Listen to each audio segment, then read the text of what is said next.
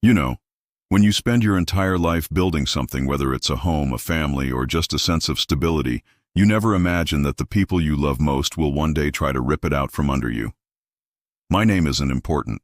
What matters is the role I played, and the role I was discarded from. I was a father, a husband once too, until fate decided to take my wife earlier than either of us expected. And for years, all I had left was my daughter, my pride, my reason to keep going when the nights felt too long and the mornings felt too empty. Everything I did, the late shifts, the careful saving, the repairs on that old house when my back already ached and my hands were raw, it was all for her, for my family, for the future I thought we'd share. But I was wrong. See, when you raise a child, you picture them growing into someone who will remember your sacrifices.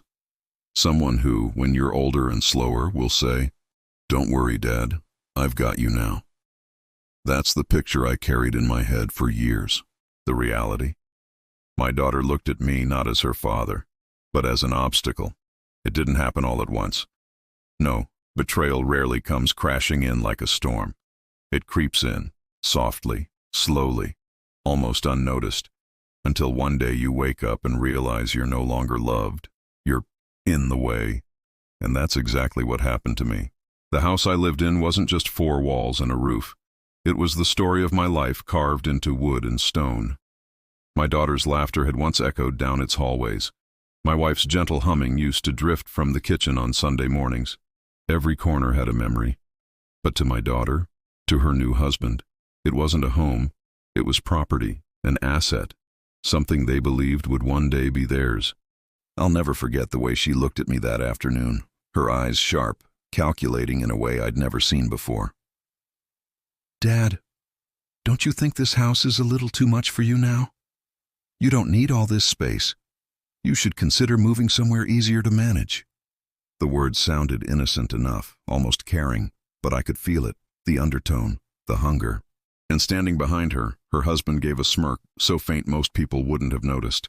But I did. That was the moment the truth hit me. My daughter wasn't worried about my comfort.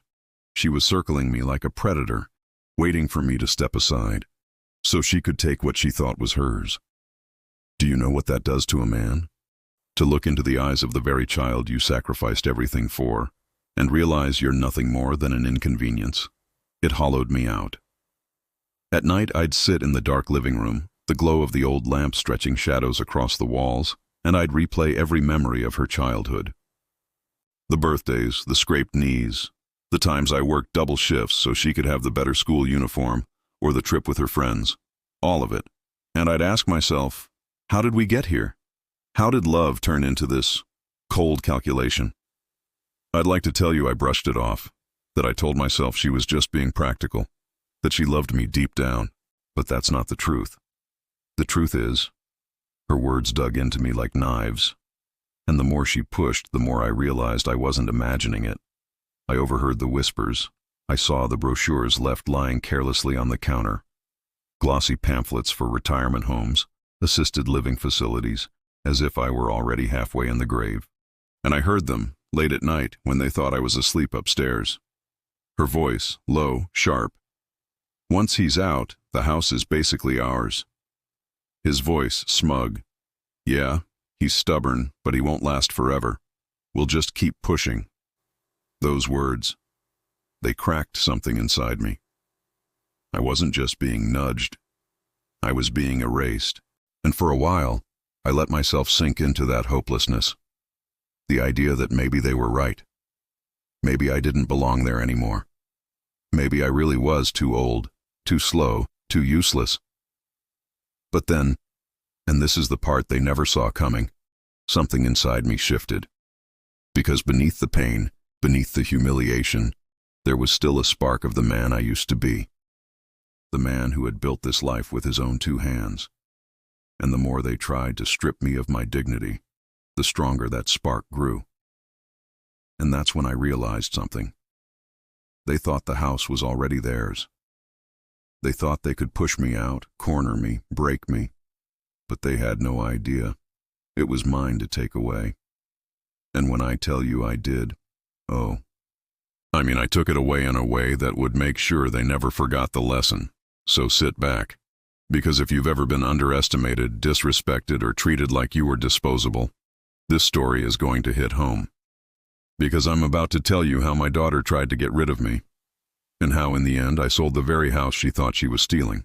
If walls could talk, my house would have never been quiet. It wasn't grand. Not the kind of home that makes people stop in their cars just to admire it. No, it was simple. 2 stories, pale bricks that always seemed a little sun-faded, and a front garden that I fought with more times than I can count. Roses that wouldn't bloom one year, weeds that seemed to mock me the next. But it was mine, and every inch of it carried the weight of my life.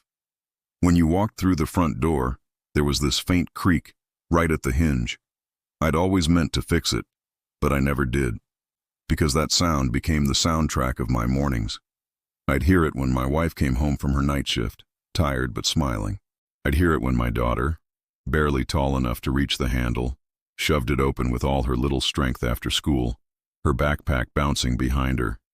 That creak meant home. Inside, the smell of old wood lingered in the air, no matter how much we cleaned. And in the kitchen, the walls were forever stained with the scent of Sunday morning pancakes. My wife had this way of humming while she cooked, soft, almost like a whisper. And to this day, I swear if I close my eyes in that kitchen long enough, I can still hear it. The staircase had a dip in the 3rd step. Every time you walked up, it gave this soft groan under your weight. My daughter used to giggle and call it the house burping. Later, when she was a teenager sneaking in past curfew, she cursed that step because it betrayed her every time. I pretended not to notice, but I always heard. Upstairs, her room was a kaleidoscope of growing pains. The pink wallpaper we put up when she was 5, covered in stars and unicorn stickers. Then posters of bands I couldn't stand when she hit 13. Then the door slams, the muffled crying after breakups, the hours of silence when she was mad at the world. That room saw her grow, and I thought it would one day see her children too. The living room, that was our sanctuary. The old couch sagged in the middle from years of use.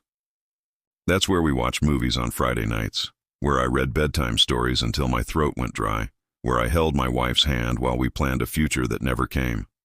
There was this photo wall too, dozens of frames, some crooked, some too small for the pictures we shoved inside. Birthdays, holidays, little milestones. My daughter missing her 2 front teeth, covered in chocolate cake. My wife and I on our 20th anniversary, her hair tucked behind her ear like she always did. That wall was a history book, written in smiles. And then there was the backyard. God, the backyard. Uneven grass, patches of dirt where the sun never reached. A swing set I built with my own hands one summer, sweating until my shirt clung to me, but smiling because my daughter's laughter made it worth every drop. She used to spend hours out there, her hair flying, her feet kicking at the sky. That swing is still there, rusted, squeaky, a monument to a time when she needed me. But the house wasn't just happy memories. It carried my struggles too. Nights when bills piled higher than I could bear. Winters when the heater broke, and we all bundled under blankets, my wife and I pretending it was fun camping, so our daughter wouldn't see the fear in our eyes. Times when I worked double shifts and came home too tired to eat, collapsing on the couch while my wife quietly tucked a blanket over me. That house, it held my failures just as much as my triumphs. And maybe that's why it hurt so much when my daughter looked at it and saw nothing more than square footage. To her, it wasn't the place where she learned to ride a bike on the driveway, skinning her knees until I patched her up with Band-Aids and kisses. It wasn't the place where we decorated the Christmas tree together, her little hands hanging ornaments all on one side until I balanced them out later. To her, it was just a house. But to me, it was a diary, a living, breathing story of my entire life. Every scratch on the wall, every faded patch of paint, every stubborn weed in the garden, they were mine. Proof that I had lived, fought, loved, and endured. Proof that I wasn't useless. Proof that I had given everything I had for this family. And yet, Somehow my own daughter stood in those same rooms and saw nothing but an inheritance. Something she could take. Something she believed she deserved more than I did. There's a kind of heartbreak that doesn't come from losing what you have, but from realizing someone you love never valued it the same way you did. Every time she walked through those halls, I wondered, did she see the house the way I did? Did she remember the smell of pancakes on Sunday mornings, or the sound of the creaking step that gave her away at 2 a.m.? Or had those memories faded for her, replaced by dollar signs and entitlement? I'll tell you this, the house wasn't perfect, but it was the last piece of my wife I still had, the last place that felt like ours. And if my daughter thought she could strip that from me, she was sorely mistaken. Because the truth is, you don't just take away a man's home, you take away his history, his pride, his love. And when you try, well, sometimes that man fights back in ways you never see coming. When my daughter was born, I wasn't just holding a baby, I was holding a promise. I remember the way she looked the very first time I laid eyes on her. Red, wrinkled, screaming so loudly I thought my eardrums would burst. And yet in that moment, I felt something I'd never felt before, a purpose so clear it almost scared me. I wasn't just me anymore, I was her father. From the very beginning, everything I did revolved around her. I wasn't a rich man, far from it, but I worked. God, did I work. Some weeks, 3 jobs, sometimes night shifts where I'd come home just in time to kiss her forehead before she left for school. I'd tell myself, one day she'll understand why Daddy was gone so much. One day she'll know it was all for her. And I made sacrifices, small ones and big ones. I skipped meals so she could have her favorite sneakers. I fixed the same old car again and again because buying a new one meant she wouldn't get the trip she wanted with her classmates.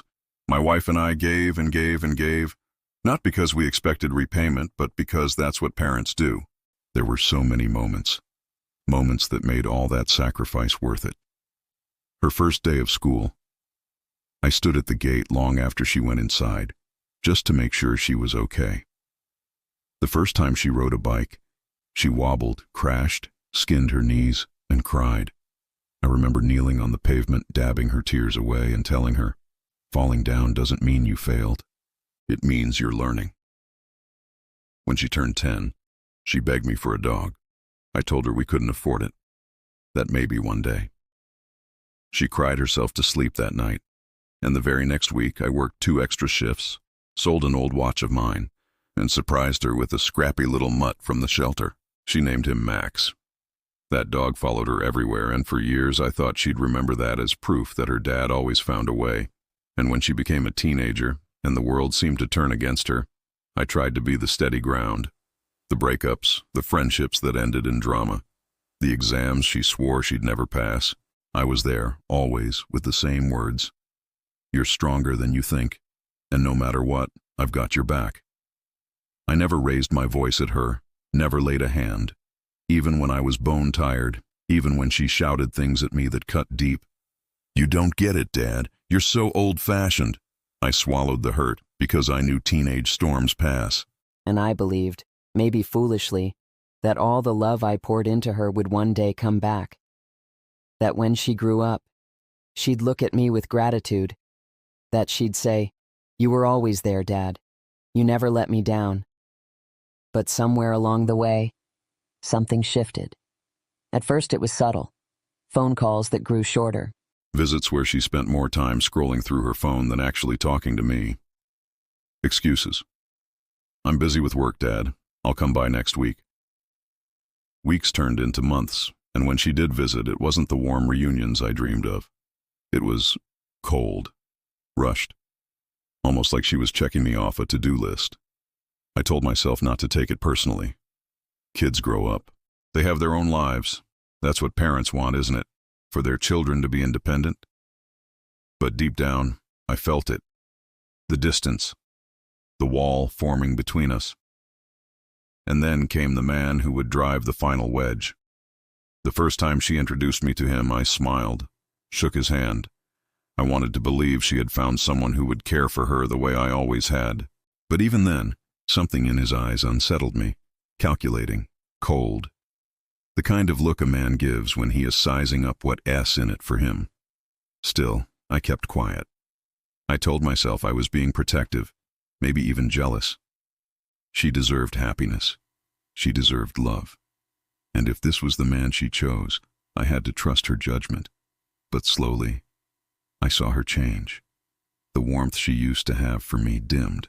Our conversations grew shorter, sharper. She started echoing his words. Dad, you don't know how things work anymore. Dad, you can't take care of this place forever. Every time she said those things, it felt like a knife twisting in my chest. Because I remembered the little girl who once clung to my hand at the fair, begging me not to let go. The girl who cried into my shirt when she thought monsters were under her bed. The girl who once looked at me like I was the strongest man in the world. And now, that same girl looked at me like I was in her way. There's a kind of betrayal that words can't capture, the kind where you realize the person you loved most, the person you built your whole life around, doesn't see you anymore, doesn't value you, doesn't even respect you. I tried. God knows I tried to bridge that gap. I called her more often, invited her over for dinners, offered to help her with little things, even when my back screamed in pain. But she always had an excuse, always too busy. And when she did come, she barely looked me in the eye. One night after she left, I sat in the living room staring at the photo wall, at her gap-toothed smile when she was 6, at her graduation picture, me standing proud beside her, at her wedding photo, where I gave her away with tears in my eyes. I whispered to myself, where did I lose you? But there was no answer, just the hollow echo of a house that had once been filled with love, now filled with silence. And maybe, just maybe, I could have lived with that. The distance, the coldness. Parents don't expect perfection. We just hope for love. But when she and her husband turned that coldness into something darker, when they looked at me and saw not a father, but an obstacle standing between them and the house, that S, when the pain turned into something else, that's when love twisted into anger. And that's when the story of betrayal truly began. I remember the first time I met him. It was a Sunday. My daughter had called me earlier in the week, her voice bubbling with excitement. Dad, there's someone I want you to meet. As a father, those words hit different. They make your stomach twist, because deep down, you know this is more than just a casual introduction. This is serious. This is the man who might one day stand beside your daughter at the altar. So I cleaned up the house, wore my best shirt, cooked a big meal, roast chicken, potatoes, the works. Because that's what I knew. Food was always my way of showing love. When the knock came at the door, I opened it expecting, I don't know, someone who looked nervous maybe, someone who'd shake my hand firmly but respectfully. Instead, there he was, tall, well-groomed, dressed just a little too sharp for a casual Sunday lunch. His smile was wide, but it didn't quite reach his eyes, and when he extended his hand, it wasn't a handshake. It was a test. His grip was just tight enough to say, I'm not intimidated by you. I should have seen it then, but love for my daughter made me blind. Me, smiling. Welcome, son. Come in. Make yourself at home. Him, glancing around the entryway. Nice place you've got here. Big. Must have taken you a while to get it. It wasn't a compliment. Not really. More like he was sizing it up, like a realtor walking through a property. I brushed it off, told myself I was overthinking. Dinner was polite. He asked about my work, nodded in all the right places, but I could tell he wasn't really listening. He kept steering the conversation back to himself, his job, his connections, his plans for the future. And my daughter? She laughed at every joke, hung on every word. She looked at him the way she used to look at me when she was a little girl, like he held the whole world in his hands. That stung. But I kept quiet. Because what else can a father do? The months rolled on, and he became a fixture. Family gatherings, holidays, birthdays, he was always there. And always, I felt that same unease. The way he scanned the house when he thought no one was watching. The way he steered conversations toward money, success, what's next. But my daughter was glowing. She was happy. And for her sake, I swallowed my doubts. Then came the little comments. Him laughing. You know, this house is pretty old. Costs a fortune to keep up, I bet. Me shrugging. It stood this long. A little paint, a little work. It'll outlive me. Him smirking. Yeah, but wouldn't it be easier to just move into something new? He said it lightly, like a joke. But his eyes weren't joking. Or when we were watching a football game one afternoon, just the two of us. Him. Ever think about retirement homes? They've got some nice ones now. Pools, game nights, all that. Beats rattling around in a big empty house, right? I laughed it off. But inside I felt the hairs on my neck rise. Retirement homes, pools, game nights. He wasn't talking about me. He was talking about my house. And the more he was around, the more my daughter started echoing him. She used to defend this place. When she was a teenager, she'd tell me, Dad, I love this house. I want to live here forever. But now her tone had changed. Daughter, sighing. Dad, he's right. This place is too much for you. You shouldn't be climbing stairs at your age. And the yard, you can't keep up with it like you used to. It wasn't her words that broke me. It was the way she said them. Not with concern, with dismissal, like she was already picturing me somewhere else. I tried to push back gently. Me, sweetheart, this is my home. I'm not ready to leave it behind. Her, rolling her eyes. Dad, you're being stubborn. Why make things harder than they need to be? And behind her, he'd be standing there, arms crossed, that faint smile tugging at his lips. That's when it hit me. He was winning. Slowly, quietly, he was winning. Because love makes you blind. And my daughter, my own flesh and blood, was too blinded by him to see what he was really after. The house wasn't just a home to him. It was leverage. It was equity. It was a future he thought he deserved, just for marrying my daughter. And the more he whispered in her ear, the more she looked at me not with love, but with impatience, as if I were in the way of their happily ever after. There's a word for men like him, parasite. But at the time, I told myself to stay quiet, to pick my battles, because all I wanted was for my daughter to be happy. I didn't realize then that staying quiet was exactly what he was counting on. And soon enough, silence wouldn't be an option anymore. It started with little things. At first, I told myself I was imagining it. A comment here, a look there. Nothing big, nothing worth making a fuss over. But when you live in a house long enough, you notice the smallest cracks. A loose floorboard, a leaky faucet, a draft under the window. And that's what this felt like. A draft in my own home. A chill where warmth used to be. One evening I was sitting in the living room trying to fix a loose button on my shirt. My hands aren't what they used to be. Stiff, slow. The needle slipped a few times before I finally managed to thread it. From across the room I heard him chuckle. Son-in-law. Having a little trouble there? Me, forcing a smile. These fingers aren't as quick as they used to be. Him, smirking. Guess that's why they make retirement communities. They've got people who can do all that for you. My daughter laughed, not cruelly, not loudly, but she laughed. And that sound, that laugh, hit harder than his words ever could. Because once upon a time, she would have rushed over, grabbed the needle, and said, "Here, Dad, let me help." Now, she just laughed. It kept happening. When I forgot where I left my keys, her, shaking her head. See, Dad, you can't keep track of anything anymore. Him, chiming in. Happens to the best of us. But it does make you wonder how long you can keep managing all this by yourself. When I missed a call because I didn't hear the phone, her frowning. Dad, you need to take better care of yourself. What if it had been important? Him, quietly. That's what caregivers are for. Safety first, right? They always framed it like concern, like they were looking out for me. But concern doesn't leave you feeling small. Concern doesn't make you feel like a burden. And that's exactly how I felt. Like an old, useless burden. One Sunday dinner, the tension finally bubbled up. I had made my mother's stew recipe. It was one of my daughter's childhood favorites. The smell filled the house, rich and warm, the way it always did. I watched her take the first bite, waiting for that smile she used to give me.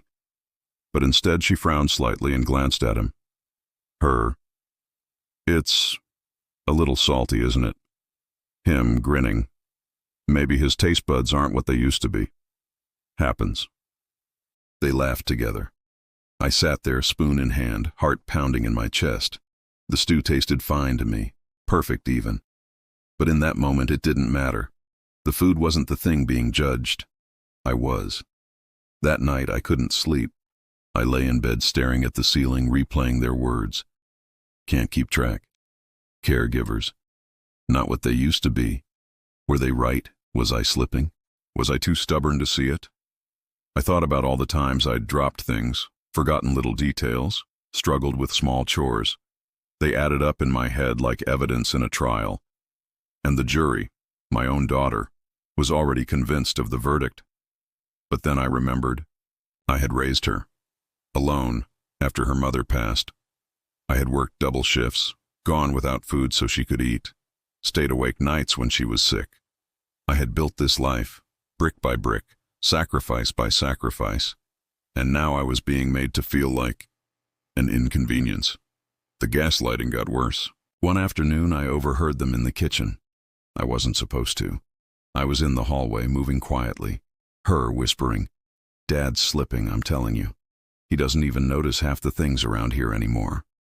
Him, low voice, "Exactly. That's why it makes sense for us to start planning now. Before something happens, we need to think long term." Her, I don't want him to get hurt." Him, "And he won't. Not if we handle this right. Trust me. Handle this." Those words crawled under my skin like poison. Handle me. Like I was some problem, some obligation. Not a father, not a man, just an obstacle. It reached a breaking point when they brought over brochures, glossy papers with pictures of smiling seniors playing cards, swimming, sitting in rocking chairs. Her, gently sliding them across the table. "Dad, look at these. They're really nice places, modern, safe. You wouldn't have to worry about cooking or cleaning anymore." Me, staring at the papers. "Why would I need this?" Her, sighing, "Because you can't keep doing this alone. It's too much for you." Him, leaning in. "She's right. We just want what's best for you. Don't you trust us? Don't you trust us?" That was the knife twist. Because trust was all I had ever given her. And now, she was asking me to trade that trust for my dignity. That night, as I sat alone at the kitchen table, the brochures still spread out in front of me, something inside me snapped. For the first time, the fog of doubt cleared. No, I wasn't crazy. No, I wasn't useless. I was being pushed, cornered, manipulated. And the worst part? It wasn't just him anymore. It was her, my own daughter. That's when I knew. Silence wasn't an option anymore. The house was quiet that evening. Too quiet. They had gone out for dinner, some date night that had become a regular thing. I didn't mind the solitude, not really. Sometimes it was a relief, a chance to hear my own thoughts without the constant hum of suggestions about retirement homes, downsizing, or thinking of the future. I walked through the rooms like I often did, almost like a ritual, touching the back of the old couch where my daughter had once sprawled out to watch cartoons.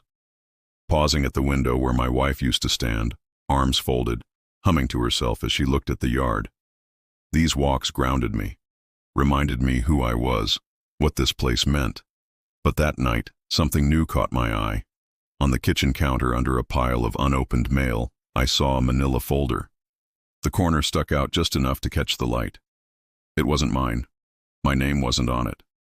And yet, something in my gut told me to look. I shouldn't have, but I did.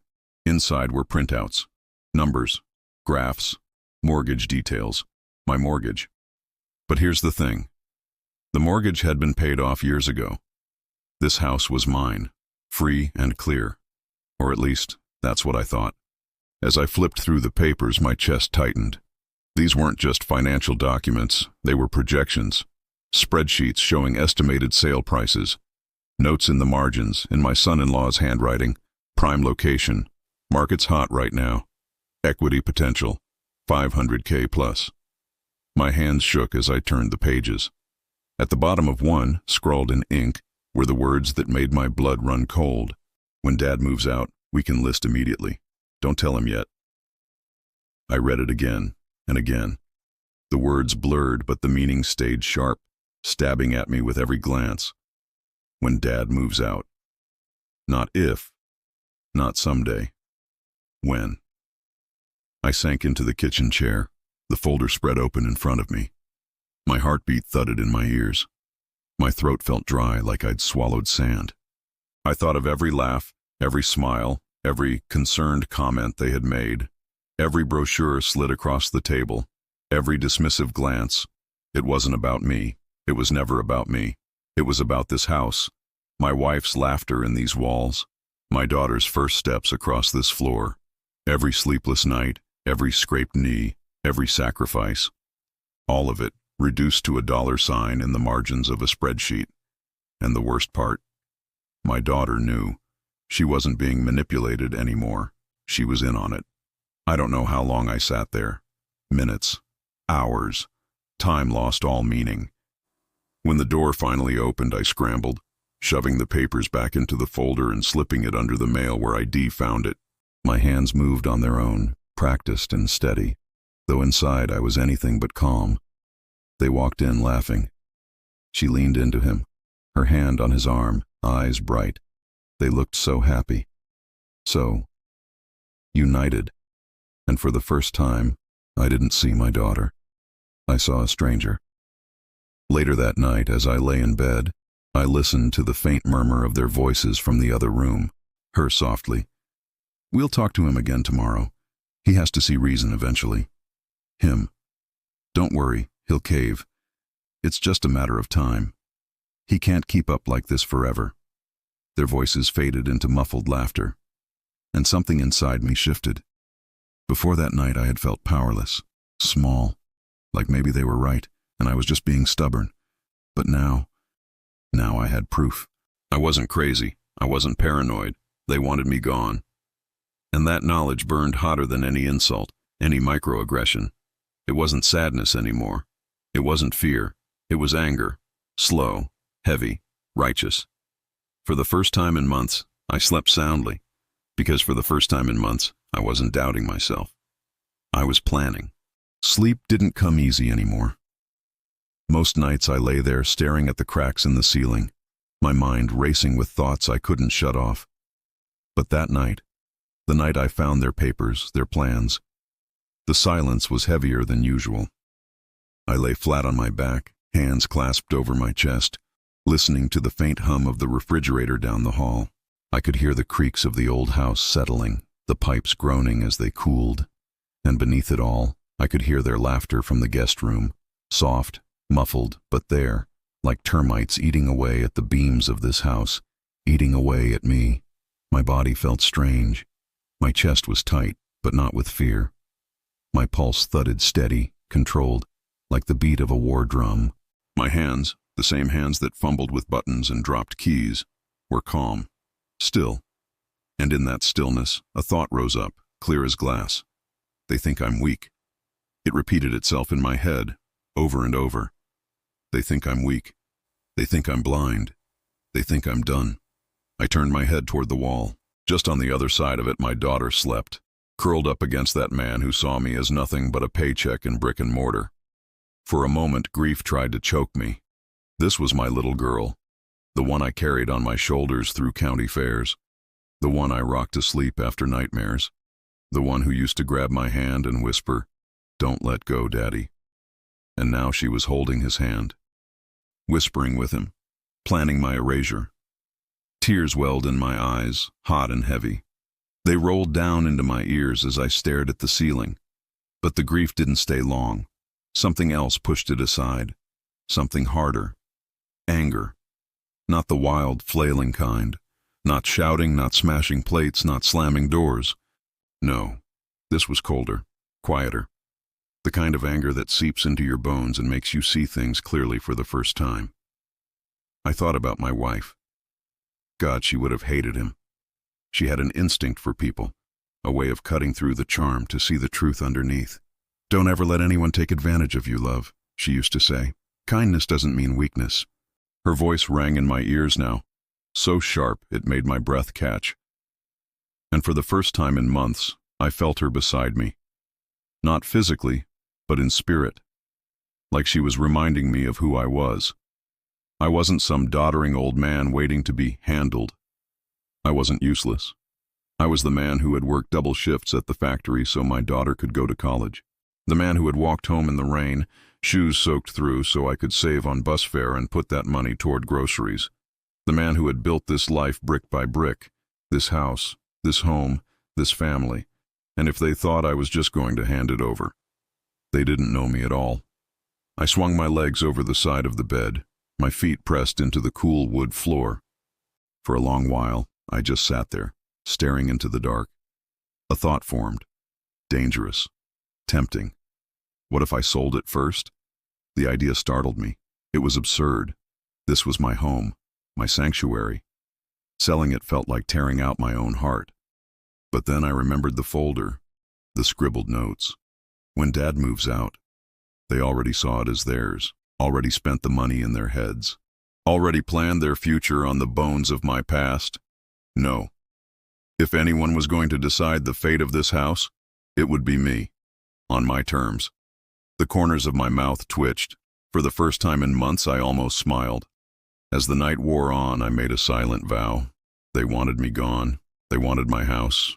Fine. I would give them exactly what they wanted, but not the way they thought. They would watch their perfect little plan unravel right in front of their eyes. And when it was over, when the house was gone, when the papers were signed and the keys handed over, they would finally understand. They had underestimated the wrong man. When the first light of dawn crept through the curtains, I was still sitting there, wide awake. But I wasn't tired. Not anymore. I felt alive. For the first time in months, I wasn't drowning in doubt. I wasn't shrinking under their words. I had a plan. A secret. And that secret gave me power. I woke up the next morning with a clarity I hadn't felt in years. The house looked different to me now. Not as a burden, not as a cage, but as a weapon. They thought it was theirs. They thought they could pressure me, manipulate me, make me doubt myself until I handed it over like some helpless old fool.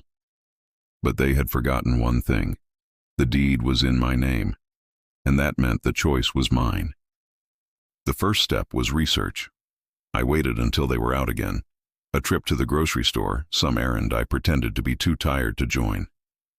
As soon as the door shut behind them, I pulled out the old laptop from the hall closet. Dusty. Slow. But it still worked. My fingers trembled as I typed into the search bar. How to sell a house privately. Pages of results popped up. Real estate agents. Cash buyers. Legal requirements. More information than I knew what to do with. But I read every word, slowly, carefully, like a student cramming for an exam that would decide his future. Because in a way, that's exactly what this was. The second step was finding someone I could trust. Not a friend, not a neighbor, certainly not family. I needed a professional. Someone who didn't know me, didn't know them. Someone whose only loyalty would be to the contract and the law. I picked up the phone, heart hammering in my chest, and dialed the number of a local real estate office. My voice shook at first, but I steadied it. Me. Yes, hello. I'm interested in selling my house. Discreetly. As quickly as possible. The agent on the other end was polite, efficient. She asked questions. Square footage, location, condition.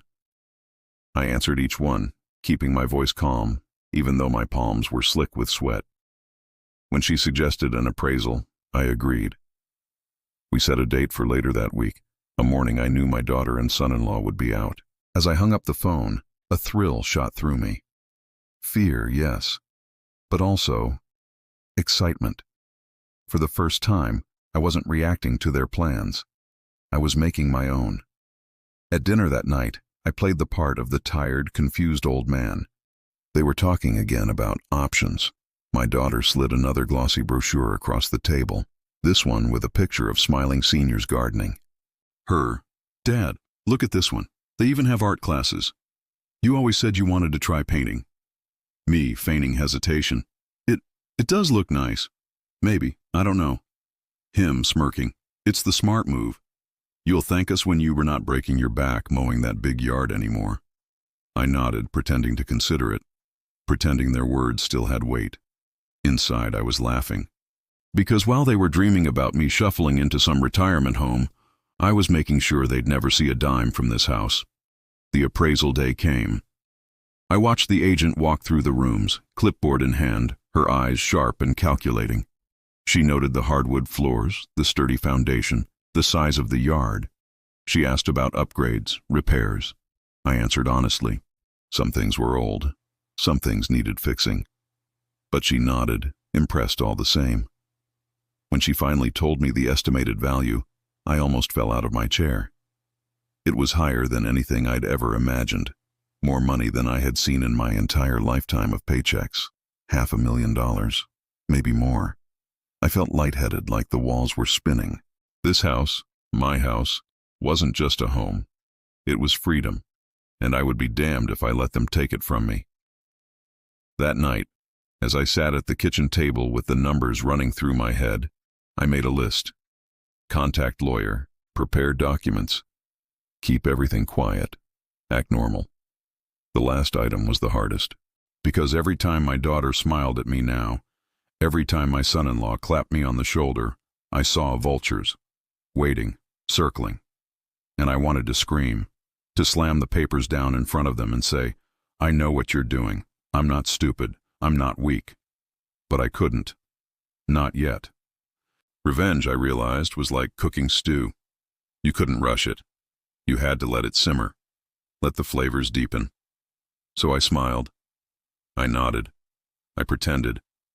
And all the while, the plan simmered quietly in my chest, filling me with a warmth I hadn't felt in years. The deeper I sank into my secret plan, the bolder they became. It was almost funny. The more I smiled, nodded, and pretended to consider their options, the harder they pushed. They thought my silence meant surrender. They mistook my quiet for weakness, and they leaned into it with everything they had. It started with small things. A pamphlet on my nightstand. Another brochure slipped into the kitchen drawer. My daughter casually mentioning a waiting list at one of the nicer retirement homes, as if I should hurry before I missed my chance. Then it grew bolder.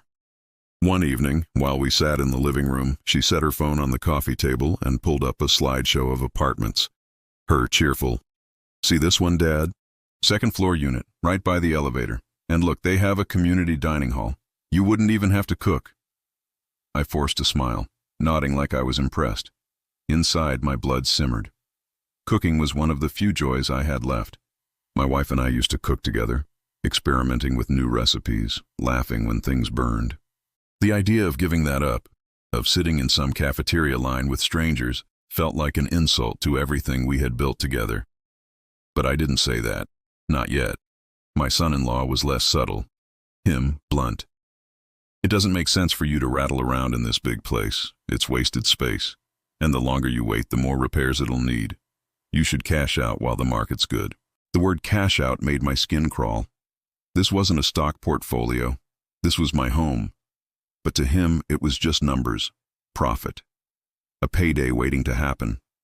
I kept my face calm, but inside I pictured him counting imaginary money in his head, already spending what he thought would be his share.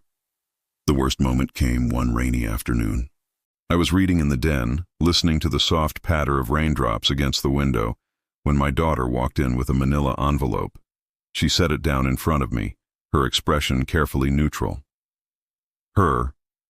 "Dad, these are just some preliminary forms, nothing binding, just information. I thought maybe you could look them over." I opened the envelope with shaky hands. Inside were documents, consent forms, medical evaluations, even financial disclosures. It wasn't just information. It was the first step in legally moving me into assisted living. I looked up at her. She smiled, but her eyes gave her away. They were sharp, calculating, waiting for me to break. Me, softly, "You've been busy." Her, nodding, "I just want what's best for you, Dad." But the way she said it, I heard what she really meant. I want what's best for me. That night, when they had gone to bed, I sat alone at the kitchen table with those papers spread out in front of me. I didn't cry. Not this time. Instead, I laughed.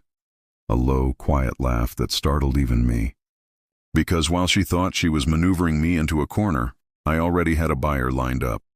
The contracts were moving. The house she thought was her inheritance was slipping further and further out of her reach every single day. Every push, every manipulation, every smug word she spoke only made my revenge sweeter. But keeping up the act wasn't easy. Sometimes I caught myself almost snapping.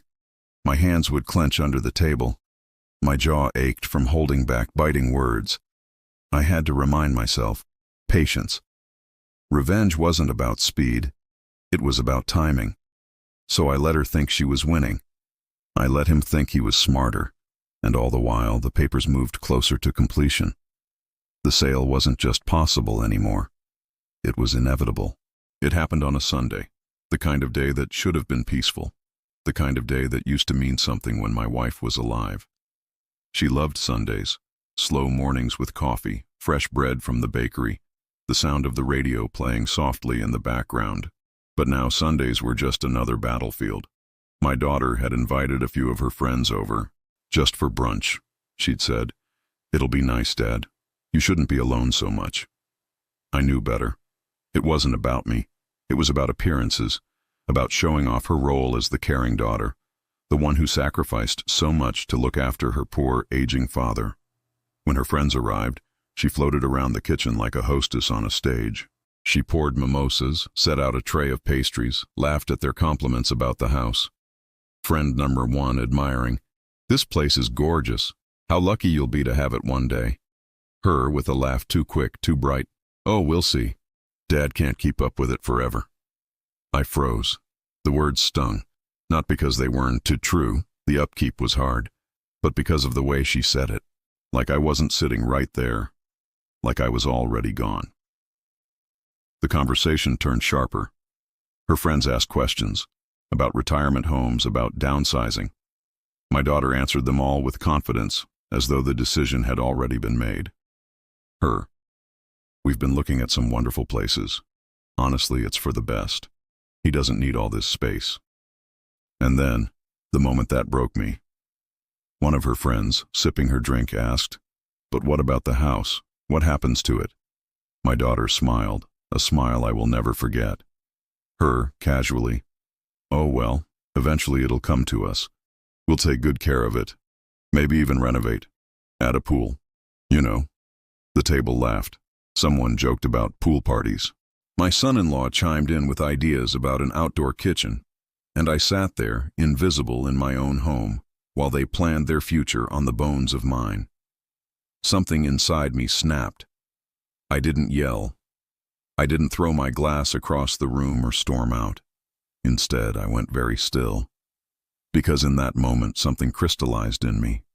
All the guilt they'd tried to pile on me, all the manipulation, all the brochures and options and careful little lies. It stopped mattering. I wasn't confused. I wasn't helpless. I was angry. And that anger didn't burn wild and chaotic. It burned cold, focused, like steel being forged. I excused myself from the table, saying I was tired. They barely noticed. But upstairs, behind the safety of my locked bedroom door, I stared out the window at the house I had built. The bricks I had laid, the yard I had tended, the life my wife and I had created here. And I swore, right then and there, they would never get it. Not one nail, not one square of carpet, not a single blade of grass from this yard would belong to them. From that moment on, my plan was no longer just a secret. It was a mission. Every smile I gave them after that wasn't just pretend. It was a mask, sharpened by purpose. Every nod, every feigned hesitation, every sigh of, "Maybe you were right," all of it became part of the performance. Because now I wasn't just selling the house, I was erasing their future. After that Sunday brunch, I stopped wavering. The decision was made. Now, it was just a matter of execution. The next morning I called the lawyer. I had chosen her carefully, not the cheapest, not the flashiest, but someone with a reputation for being thorough and discreet. When she answered, her voice was steady, professional. Me? Yes. I'd like to move forward, the sale, as quickly as possible. Her. Understood. I'll prepare the documents. You'll need to sign in person, and I recommend a private account for the proceeds, separate from any joint arrangements. Those words, the proceeds, sent a shiver through me. For decades, this house had been my life, my burden, my pride, and now it was about to become something else. Freedom. I agreed to her terms. We set a date, and just like that, the gears of my revenge began to turn in earnest. Keeping it secret was harder than I imagined. Every time the phone rang, my daughter's ears perked up. Every envelope in the mail she wanted to open. She'd developed this habit of walking into rooms without knocking, her eyes flicking over papers, screens, anything she could read. She thought she was being helpful, but I knew better. She was hunting for control. So I adapted. I bought a small lockbox and kept it tucked under the loose floorboard in my bedroom closet, the same hiding place I once used for Christmas presents when she was little. Back then, it held dolls and trinkets. Now, it held contracts. The first time I signed my name on the paperwork, my hand trembled. Not from doubt, from exhilaration. It was like stepping off a cliff and realizing halfway down that you could fly. Every signature was a quiet rebellion. Every initial was a declaration of independence. And with each stroke of the pen, the noose they had tried to put around my neck loosened a little more. Meanwhile, on the surface, life went on. My daughter kept checking in, her voice dripping with false sweetness. Her. Dad, I've been thinking, if you moved into Willow Creek, we could sell the house fast and maybe even get it renovated before next spring. Wouldn't that be wonderful? I nodded, feigning thoughtfulness. Me. Yes, dear. Maybe. It does sound practical. She beamed, convinced she was winning. My son-in-law patted me on the back like I was a prize cow being led to slaughter, and all the while, I wanted to laugh. Because while they were drawing up imaginary blueprints for their future renovations, I was drawing up real contracts that would rip the house out from under them. There were close calls. One evening, my daughter almost caught me on the phone with the lawyer. I disguised it as an old friend calling to check in. Another time, she found a business card on the kitchen counter. I shrugged, told her it was from someone at the hardware store. She didn't believe me. I could see it in her eyes. But she didn't push. Not yet. The lawyer worked quickly. Too quickly, maybe. Within a few weeks, the buyer was secured, a young couple with 2 kids looking for a family home. They loved the big yard. They loved the history. They didn't care about my daughter. They didn't care about her husband. All they cared about was building a future of their own. And I knew, as I watched their kids run across the lawn during the walkthrough, that this was right. This house deserved laughter again. It deserved joy, not scheming. It deserved to be lived in by people who wanted it, not vultures circling an inheritance. The closing date was set. All that was left was to keep smiling, keep nodding, keep pretending, until the day everything came crashing down on them. It started small. A glance at my mail before handing it over. A question about who was calling so late in the evening. A pause outside my bedroom door that lingered just a little too long. At first I brushed it off, but then it grew sharper. One afternoon I came into the kitchen and found her rifling through the junk drawer, the place where I kept pens, receipts, rubber bands, little scraps of my life. When she noticed me, she smiled too quickly, her innocent tone. Oh, I was just looking for some tape. But the way she shut the drawer, the way her hand hovered a second too long over the loose envelopes inside, I knew she hadn't been looking for tape.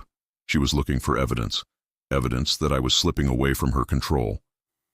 The guilt trips came next. At dinner, she'd sigh heavily, pushing her food around her plate. Her, softly. You know, Dad, I just worry about you so much. If something happened, if you fell or got sick, I don't know if I could forgive myself. The words were wrapped in love, but the meaning was poison. If you don't do what I want and something happens, it'll be your fault. I swallowed my anger, forced my voice to sound weary, grateful. Me. I know, sweetheart, you've always looked out for me. She smiled, satisfied. And I smiled too, but for a very different reason. Because I had already signed the final documents. The sale was only days away. Then came the ambush. One evening, she and her husband cornered me in the living room. She had papers in hand, fresh, crisp, official looking. Her firm. "Dad, we've been patient. But this can't go on forever. I've spoken to Willow Creek and they're ready for you. All you need to do is sign these forms and we can start moving forward." My son-in-law crossed his arms, towering beside her like a bodyguard. "Him. It's the smart move. You can't keep stalling." The audacity nearly made me laugh out loud. They didn't know, they had no idea, that while they were shoving fake futures under my nose, the real future had already been sealed. The house wasn't theirs to take. It wasn't even mine anymore. It belonged to the buyers, to the children who would play in the yard, to the family who would make this place their own. I picked up the pen they had laid in front of me. For a moment I let them believe they had won. My daughter's eyes gleamed with triumph. My son-in-law smirked, already picturing renovations and pool parties. I scribbled something on the corner of the paper, then set the pen down. Me, softly. "I'll think about it." Her smile faltered. Her, frustrated. "Dad, you can't just—" Me, firmer this time. I said, "I'll think about it." The silence that followed was heavy. I stood, my back straight, my voice calm. "Me. Good night."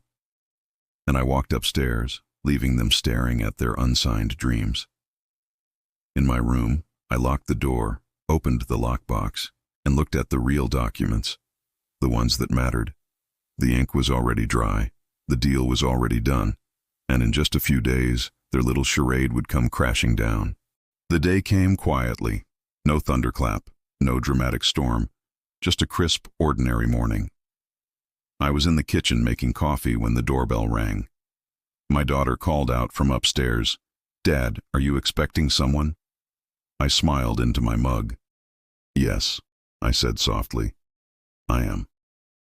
Two people stood on the porch, the lawyer and the realtor, both dressed sharply, folders in hand, faces calm and professional. I ushered them inside, my heart pounding. I ushered them inside, my heart pounding. My daughter and son-in-law joined us in the living room, confusion written across their faces. Her, "Dad, what's going on? Who are these people?" Me, steady. "They're here about the house."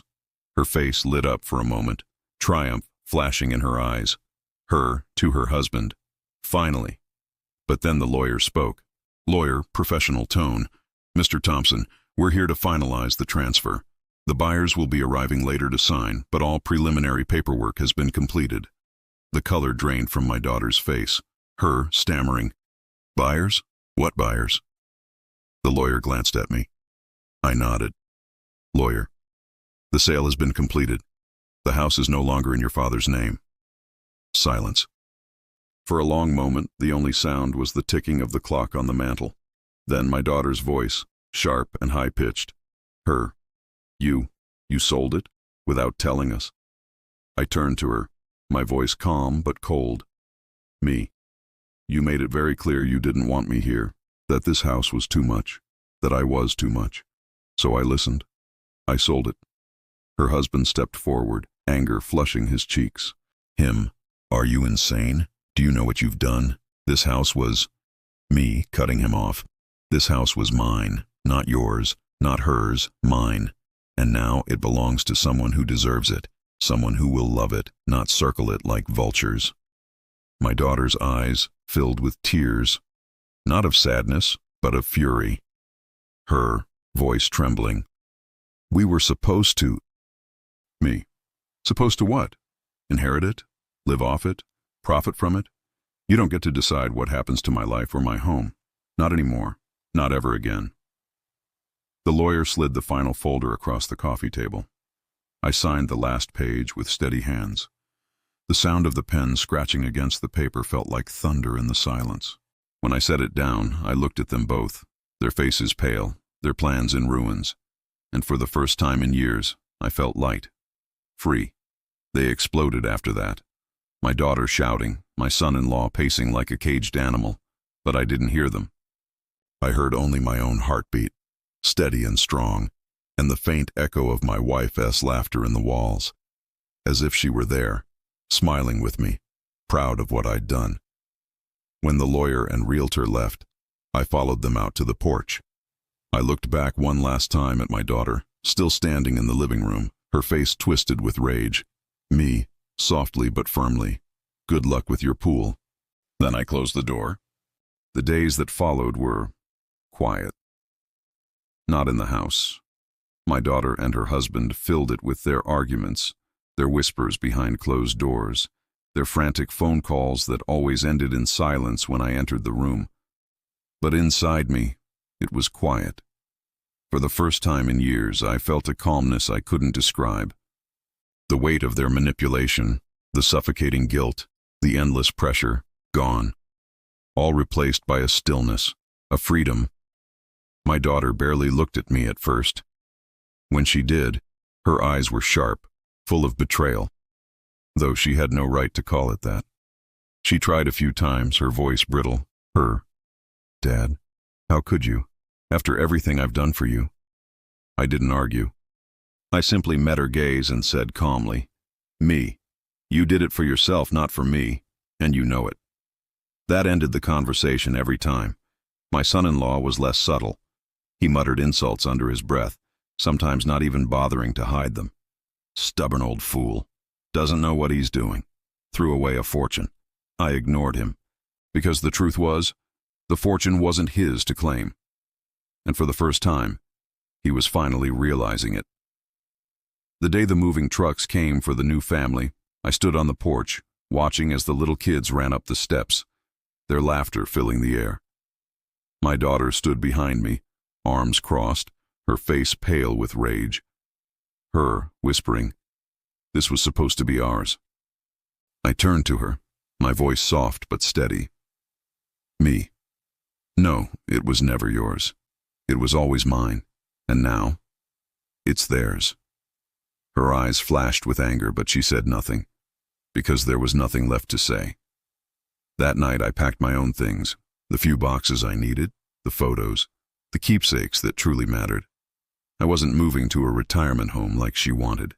I had rented a small, quiet apartment across town. Nothing fancy, but it was mine. A fresh start.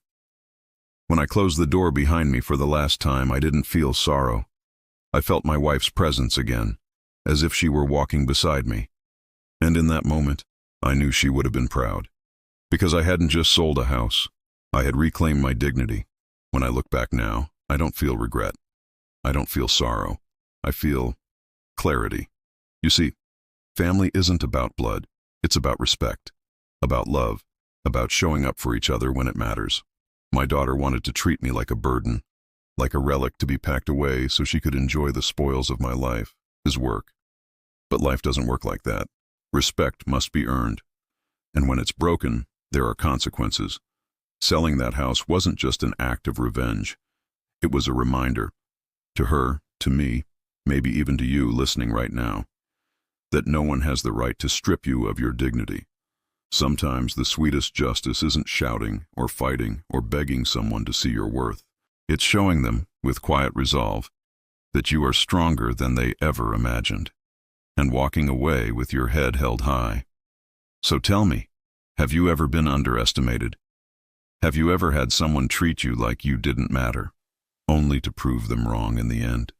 If this story gave you chills, smash that like button and share it with someone who needs a reminder of their own strength. And don't forget, subscribe to the channel for more powerful, emotional stories just like this one.